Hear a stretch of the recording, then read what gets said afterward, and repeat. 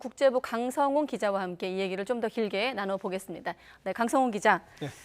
자, 통화 시간이 2분 17분 동안 상당히 이제 긴 시간인데 일단은 서로 충분히 좀 대화를 할 수 있는 시간이었죠, 물리적으로? 그렇습니다. 네.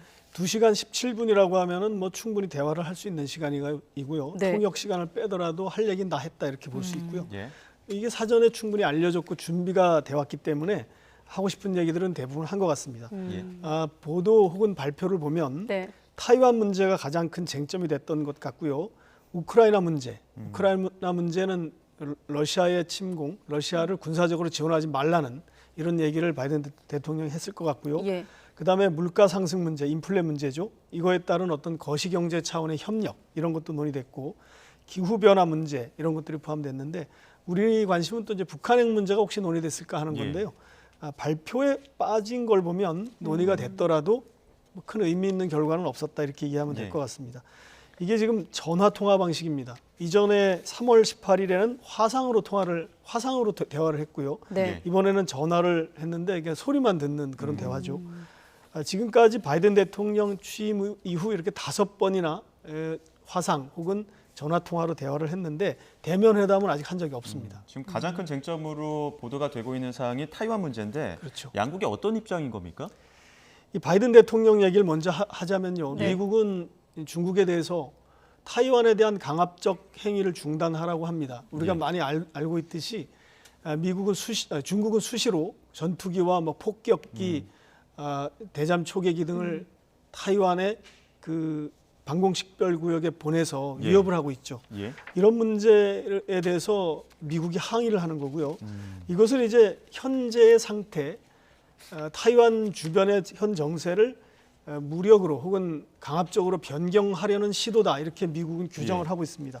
이것이 바로 타이완 해협의 평화와 안정을 해치는 거다 이렇게 비판을 하고 있고요. 네. 중국이 뭐 아까 말씀드렸듯이 또 이것 말고도 군함이나 뭐 항공모함을 동원해서 예. 타이완 해협 주변을 봉쇄하는 훈련도 하고 있습니다. 이런 부분들이 미국에 대한 어떤 도전이랄까요? 이렇게도 보이고 이 지역의 평화와 안정을 해친다 이렇게 보는 겁니다. 한마디로 말하면 미국은 중국이 타이완을 무력으로 통일하려는 그 야욕을 포기하라 이런 얘기입니다. 현 상태를 유지해달라는 그런 뜻입니다. 네. 이 시진핑 주석 얘기를 하면요. 타이완의 독립과 분열, 타이완을 독립시키려는 이 행위는 외부의 부당한 내정 간섭이다 이렇게 보고 있고요. 예. 네. 여기에 대해서 어떠한 허용도 하지 않겠다 이렇게 분명히 얘기를 했습니다. 뭐 언론에 많이 발표됐습니다마는 타이완 문제와 관련해서 시 주석이 불장난을 하면 반드시 불에 타 죽는다 이런 예. 험악한 얘기를 했죠. 그리고 이 부분을 미국은 분명히 인식하기 바란다 이렇게 얘기를 했습니다. 네. 전화 통화이긴 하지만 분위기 굉장히 험악했다고 볼 수 있죠. 예. 그렇군요. 사실 미국 대통령이 우리나라에 왔을 때도 그렇고 나토 정상회의 때도 그렇고 G2의 어떤 미중 간의 신경전은 여러 번 이제 보도가 됐는데 이렇게 직접적으로 부딪힌 건 또 이례적이지 않습니까? 네. 자, 중국이 타이완 문제에 대해서 이렇게 특별히 결연한 입장을 보이는 배경도 함께 설명해 주시죠. 계속 이게 반복되고 있는데요. 중국 입장에서는 이 문제가 주권 문제고 영토 문제입니다. 이 비교가 맞는지 모르겠는데 한국 사람들이 독도에 대한 그런 어떤 애정이랄까요? 그리고 예. 영토 문제로 보는 문제와 비슷할 수 있습니다. 물론 네. 법적으로는 완전히 다른 문제긴 합니다.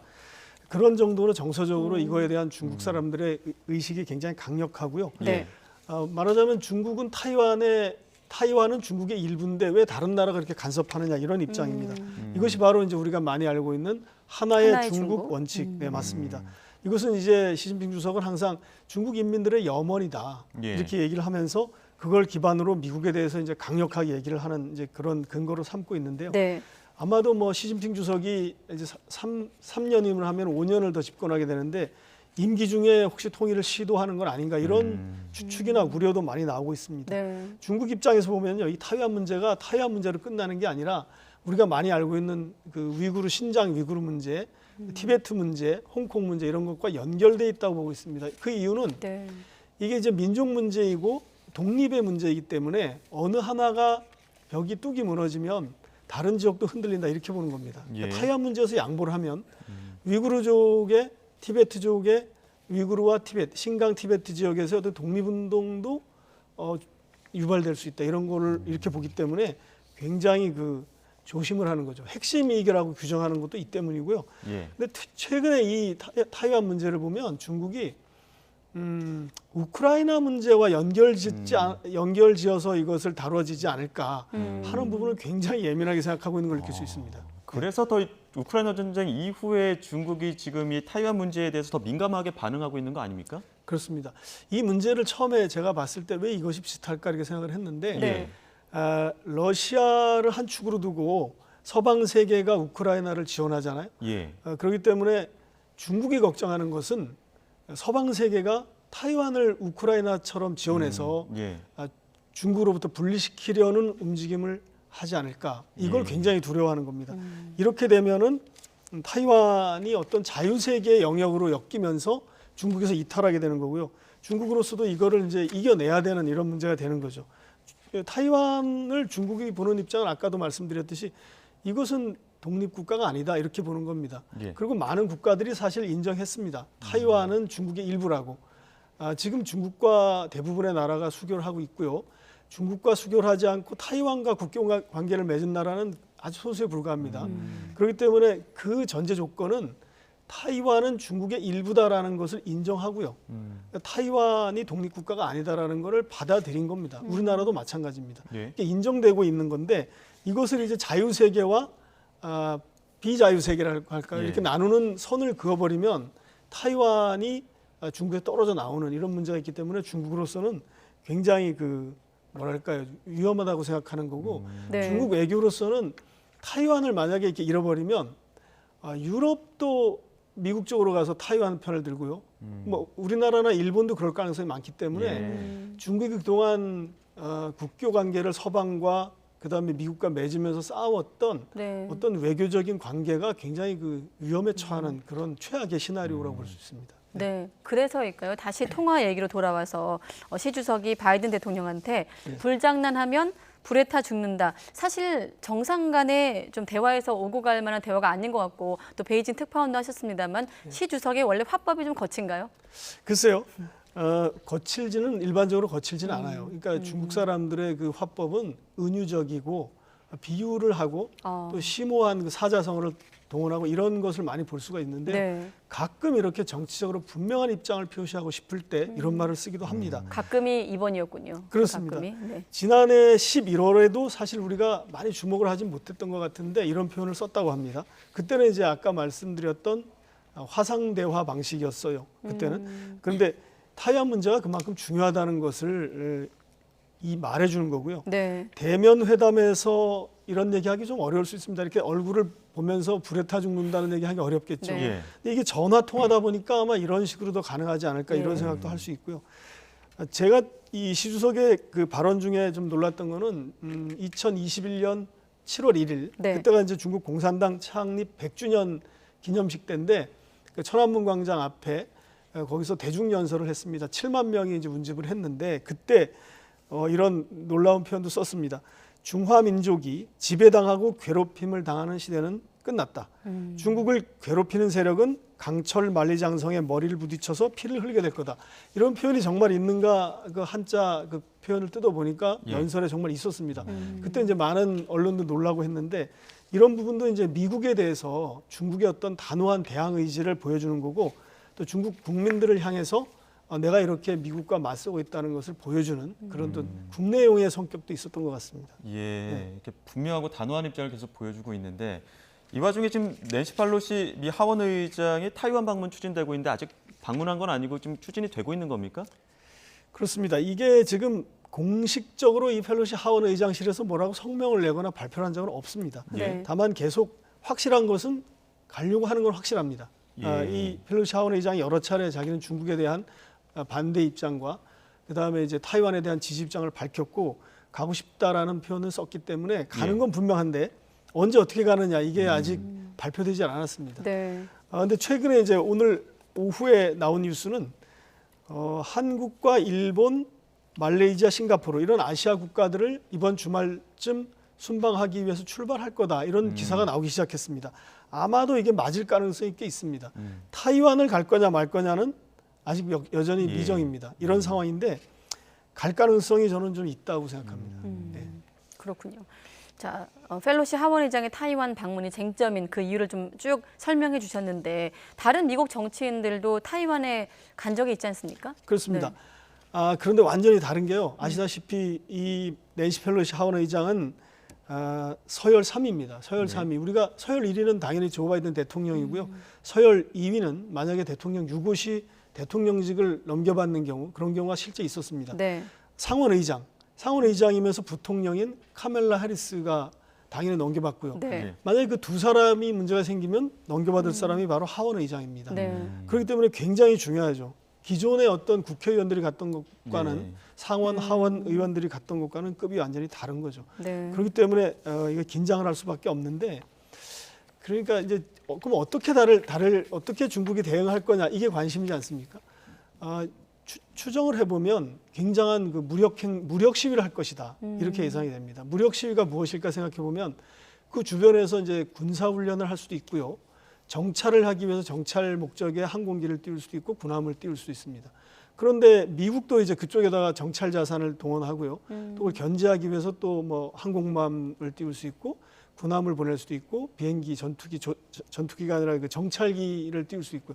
근데 그게 단순히 그냥 정례적인 혹은 뭐 그냥 일상적인 활동이 아니라 이건 굉장히 특별한 어떤 작전식으로 진행되는 활동이기 때문에 또 상대방이 어떻게 나올지 모르기 때문에 굉장히 민감한 그런 상황이 전개될 수 있습니다. 네. 예. 근데 지금까지 미국이 그 하나의 중국 원칙을 존중한다 이렇게 명시적으로 밝혀오기도 했었고, 지금 뭐 중국과 수교를 하고 있는 국가들도 어느 정도 존중하는 입장인데 예. 왜 이렇게 미중 간의 갈등이 번번이 일어나는 겁니까? 그러니까 참 그 바이든 대통령도 말로는 하나의 중국 원칙을 존중한다고 계속 말하고 있습니다. 예. 그런데 또 그 어떤 회의, 한국에 왔다가 일본에 왔다 한국에 왔다가 한국을 먼저 왔다가 지난 5월에 방문했다가 돌아가면서 하는 말이 타이완이 군사적으로 공격받으면 나는 대응할 것이다. 예. 그런 얘기를 했단 말이죠. 그러니까 원칙적으로는 하나의 중국 원칙이라는 것을 인정하고 존중하지만 그것은 바꾸기가 굉장히 어렵습니다. 그런데 말로는 계속 이걸 타이완에 대해서 수호 의지를 보여주는 이런 정치적인 발언을 하는 이런 상황이라고 볼 수 있는데요. 네. 왜 그러면 중국은 하나의 중국 원칙, 그러니까 타이완은 중국의 일부다라는 거를 인정할 수밖에 없는가? 사실 역사적인 유래가 있습니다. 1972년에 닉슨이 이제 중국을 방문해서 수교를 하는데요. 네. 그때는 이제 한국 전쟁을 치른 이후에 미국 대통령이 간 게 굉장히 이례적인 거였죠. 핑퐁 외교를 통해서 이제 수교가 시작이 됐고요. 수교가 이제 딱 국교 관계로 정립된 게 79년입니다. 그때 그런 과정에서 중국이 요구했죠. 타이완은 중국의 일부고 하나의 중국 원칙을 지켜야 된다. 그렇기 때문에 중국이 그런 요구를 한 것에 대해서 미국이 여러 정부에 걸쳐서 그걸 인정을 한 겁니다. 네. 받아들였고 양국 공동 성명에서 명시가 돼 있습니다. 그런데 이제 그 직후에 79년에 수교가 되고 나서 미국 국내법을 하나 더 만드는데 예.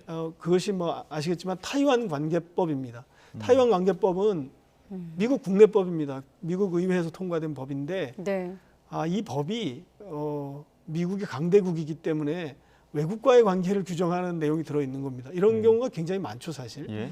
그런데 이제 그 내용 중에 하나가 타이완을 방위를 미국이 도와주고 무기를 팔 수 있다, 이렇게 돼 있는 겁니다. 예. 이것을 미국 국내법이기 때문에 미국 행정부가 지켜야 네. 됩니다. 미국 행정부가 그 법을 안 지키면 미국 행정부 책임이겠죠. 예. 그러니까 이게 상충하는 부분이 있기 때문에 미국 대통령이 이 법과 타이완관계법, 그다음에 양국 간의 공동성명 3가의 그 사이에서 어떤 이렇게 좀 그때그때 수위 조절을 하면서 정치적 행위를 한다, 이렇게 보면 될 것 같습니다. 네, 마지막 질문이 될 것 같은데 사실 뭐 솔직한 대화를 오갔다고 했습니다만 갈등만 좀 부각시키지 않았나 네. 생각이 드는데, 그렇다 보니 첫 대면 정상회담도 궁금하거든요. 언제쯤으로 좀 예상할 수 있을까요?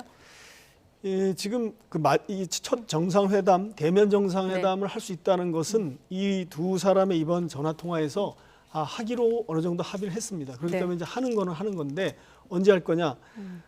제가 보기에는 이제 10월 중국의 20차 공산당 대회가 끝나고 나서가 네. 아닐까 싶습니다. 이것은 대면 회담이기 때문에 또 준비할 게 많고요. 시간도 많이 걸리고 예. 또 일부 언론에서는 뭐 11월쯤이라는 보도가 나오기도 합니다. 예. 그러나 이제 만나는 것은 이제 어느 정도 정리가 됐고요.